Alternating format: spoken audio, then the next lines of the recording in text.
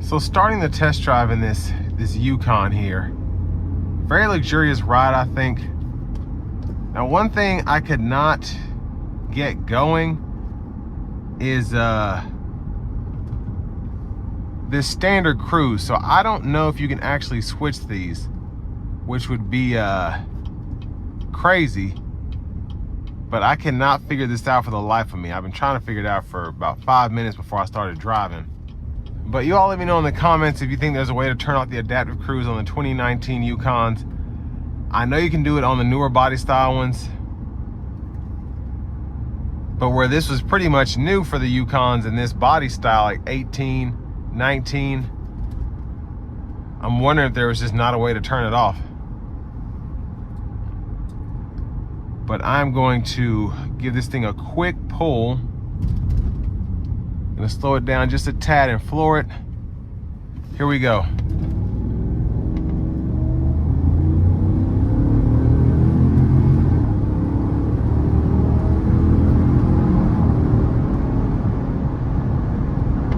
So the shifts were phenomenal, very smooth.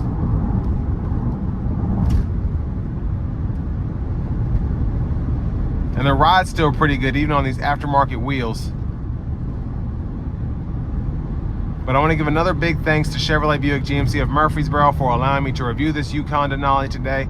I'll leave a link below in the description. If you're looking to find the best price on one of these closer to home though, click that third link down below. It takes just a minute to fill out your information, and I'll make sure the local dealers are fighting to get to the best price on this or whatever pre-owned vehicle you might be interested in.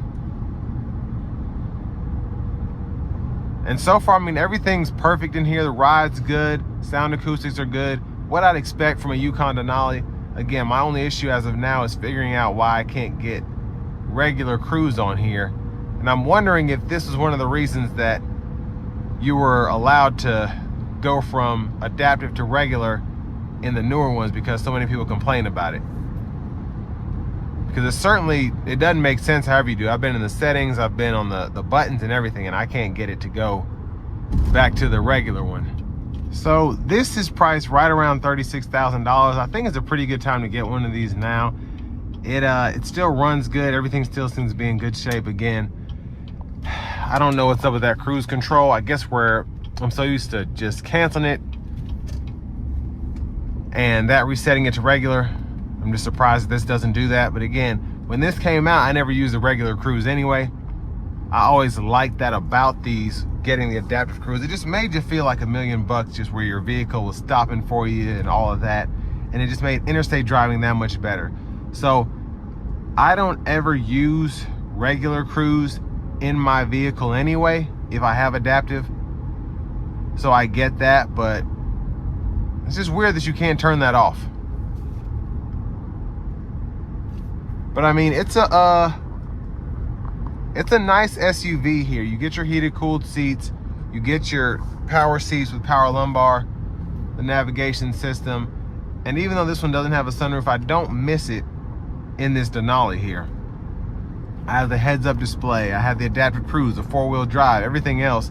And you know, the sunroof is just kind of something that you have to fool with. It's always nice to have a sunroof unless you have one and then you don't ever use it. I know that from personal experience.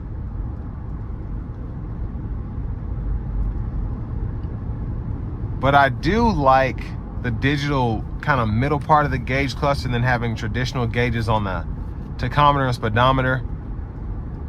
It still gives it a nice clean feel, a nice clean look.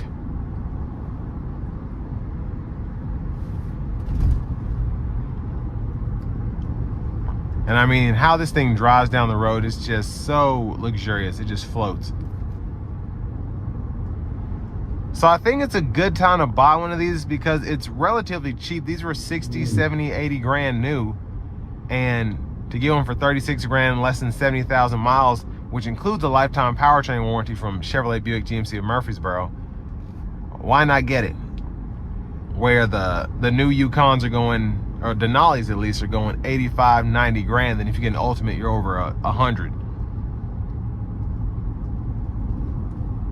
So this one still has a lot of life left in it, and still very luxurious, very nice for it to be 7-8 years old. So with all that being said, this will bring me to the end of my review of this 2019 GMC Yukon Denali.